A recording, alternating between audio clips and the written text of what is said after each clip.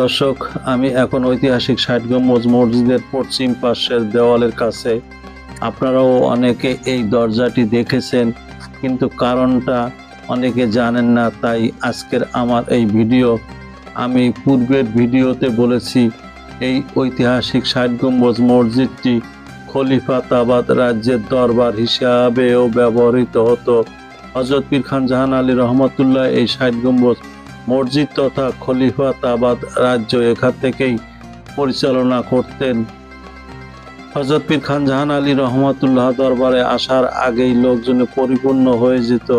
সে কারণে তিনি মসজিদের পশ্চিম দেওয়ালে ছোট এই দরজাটি করেন এবং এই দরজা দিয়ে তিনি ও তার প্রধান আমিত্বরা মসজিদ বা দরবারে প্রবেশ করতেন। সাধারণত মসজিদের পশ্চিমে কোনো দরজা থাকে না, যেহেতু এই মসজিদটি খলিফাতাবাদ রাজ্যের দরবার হিসাবেও ব্যবহৃত হতো।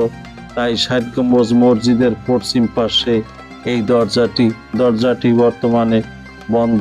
ভিডিওটি ভালো লাগলে আমার চ্যানেলটিকে সাবস্ক্রাইব করে পাশে থাকবেন। সকলকে ধন্যবাদ।